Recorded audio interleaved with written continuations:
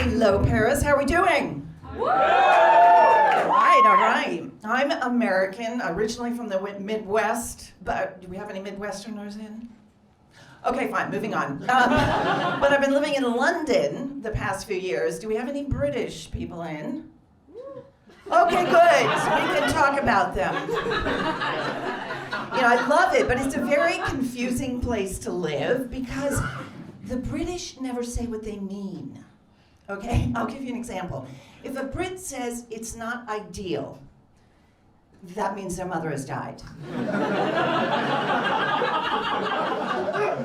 If they say it's less than perfect, the brother has fucked their wife.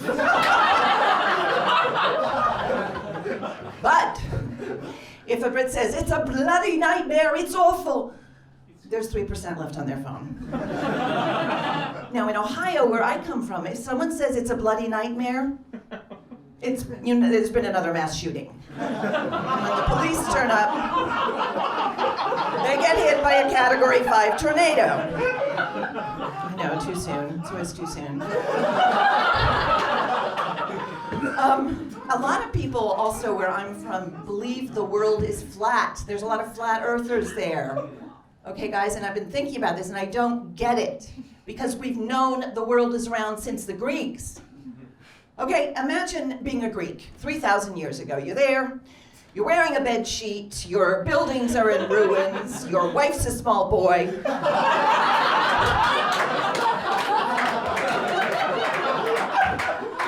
But yet, you're still smarter than millions of people today who believe the world is flat. There are people who have all of human knowledge in the palm of their hand and go, nope, no, not for me. I'd rather get my news from my neighbor Darren. Or Facebook. Edison, Da Vinci, Shakespeare. Would they have bothered if they'd known they could be swiped in favor of a cat wearing a tutu? Would Newton have given a shit about gravity? I admit gravity sucks because as we get older, everything droops. So fuck Newton. No woman has ever thanked Newton for all his great work. But you know, if we think flat earthers are batshit crazy, let's talk about creationists. Okay, they think that God just popped into IKEA, bought a couple of planets in the marketplace, bag of meatballs. It only took an afternoon, but it explains why everything is so fucked. God got home and he was like, how do I put this together? I got a bit of the Netherlands, we'll shove it into Jamaica over here. Animals, we'll put some elephants in Africa, some in Asia. Penguins, where do they go? North Pole, South Pole. People, where do I put all the people? We'll put the Muslims here. We'll put the Jews there too. How do we find? The Archangel Gabriel's yelling from the other room, read the directions. It's like, I'm God, I don't have to read the directions. Well, I'm gonna have to pick up your pieces.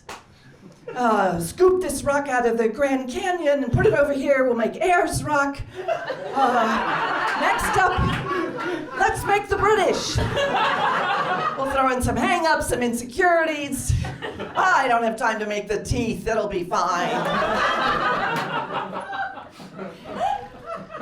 So I'm dating a younger guy now. Yes. Yeah, he's still old. He's just younger than me. But a friend the other day, she called me a cougar. I was like, I'm not a cougar. I don't chase younger men. I train them.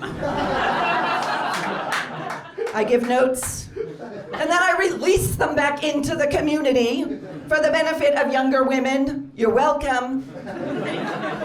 And ladies, when you spend the night with a man who knows how to use his tongue, and you're on your 8th orgasm of the evening, it won't be God's name you'll be screaming. It will be mine. I was talking to this girl the other day, half my age, about 15. Fuck you. And she was all like, yeah, slay. And I was zoning out. I wasn't paying any attention. And then she starts complaining about dating narcissists. And all of a sudden I was like, send them to me. I love narcissistic men. Because you see, they're only interested in one thing, themselves. Because see, when you're young, you want your man to be interested in you. You want him to send you flowers, to give you cuddles, to listen to you talk. Boring. Pathetic. When you get to be my age, you just want a man to come and go. I don't want to get into all this relationship stuff, like meeting the parents. I mean, my parents are dead. That's out. His parents are my age. It's awkward.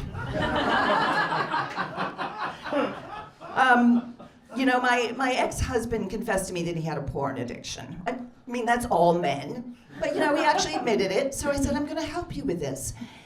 And I pretended the washing machine was broken and suggested he come around and fix it. I used to dress up in a nurse's uniform, and for a few years our relationship was great. He'd say stuff to me like, oh my God, Holly, you're amazing, you're gorgeous, you're sexy. And then I found out he was a pathological liar. I mean, to be fair, I hadn't been totally honest about the washing machine. But he also had ADHD, and so we took up cocaine and spent all our money. Which is why I will never share a bank account with a man again. I will do anything with you. I'm talking sick, perverted, borderline illegal shit. You want to dress up like a gimp? Fine. You want me to wear a strap-on and peg you? Let's go. You want a dog in the park? Swing with the neighbor? I will call you Susan at the weekend. But I will never, under any circumstances, walk into an HSBC and open a joint account. You sick bastard. And the best thing about me dating narcissistic men is I'm keeping the streets safe for younger women. Again, you're welcome. So guys, I would love to date men my own age. I would, but it's tough. Because there aren't any attractive, available middle-aged men who aren't going through a midlife crisis and can go within 100 meters of a primary school. Have you tried dating apps, Holly? Have you seen the false advertising on there? You guys have, If you ordered a Hoover on Amazon and the photo of that Hoover was taken 15 years ago, you'd send it back, right? If you ordered a kitchen ladder that's 6 feet tall and it came in at 5'2", you'd probably only sleep with that ladder once. Anything else in life, I can say exactly what I want, and that's exactly what I get. Coffees, cars, TVs, phones. It should be the same with men. There should be a factory out there somewhere producing men where I can call up, say what I want, and it's delivered the next day in a box. A breathable box. There'll be the New Zealand rugby player model, the Jason Momoa Aquaman model, with a serpent tattoo that goes from his wrist all the way up to his collarbone. Whatever you're into. Hello, is that Man Factory? Yeah, I ordered an Italian, but the import tax is going to be too high, so can I cancel that and get a French version instead? Yes. Oh, do you have that in brown? Right. How big is the large? Oh, okay, I'll just go with the medium. Great, I'll take them. Of course, you'll have that one friend who goes, Holly, I can't believe you're still buying factory-farmed men. I know this wonderful place that produces free-range men. You can get to these delicious organic men. So she'd take me along to the ranch. And there'd be all these men galloping across the hills. It'd be like that scene in Jurassic Park, except there'll be herds of men with high emotional intelligence and endless stamina. And there'll be safaris that women can go on and hunt. She shoots, picking a straggler off at the rear. He's hit, a tranquilizer dart in his ass. He limps along, eventually collapsing. She slings him over the back of her horse and takes him back to her house in the suburbs. I mean, I haven't thought about it much. You guys have been great. I've been Holly Hudson.